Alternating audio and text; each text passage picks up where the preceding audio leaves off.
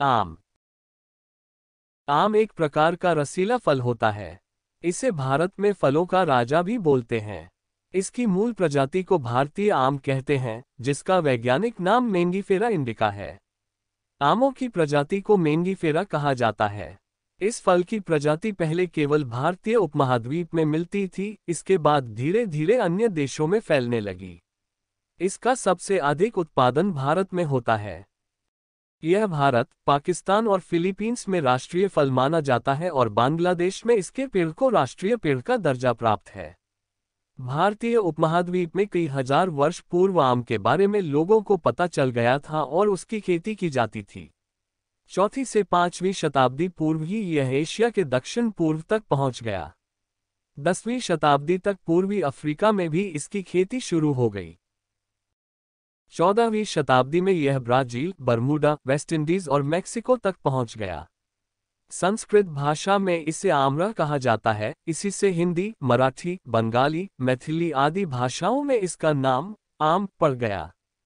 मलयालम में इसका नाम मान है। वर्ष 1498 में केरल में पुर्तगाली मसाला को अपने देश ले जाते थे। वहीं से आम और इसका नाम भी ले गए। वे लोग इसे मांगा बोलते थे।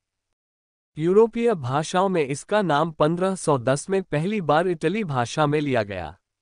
इसके बाद इटली भाषा से अनुवाद के दौरान ही यह फ्रांसीसी भाषा में आया और उससे होते हुए अंग्रेजी में आया, लेकिन अंत में ओ का उच्चारण अभी तक स्पष्ट नहीं है कि यह कैसे आया।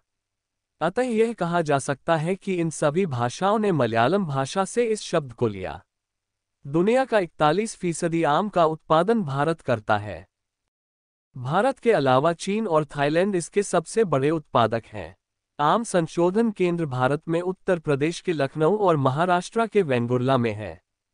आम का पेड़ साधारण रूप से 35 से 40 मीटर ऊंचा और उसका घेर साधारण रूप से 10 मीटर इतना होता है। आम के पत्ते सदाबहार होते हैं।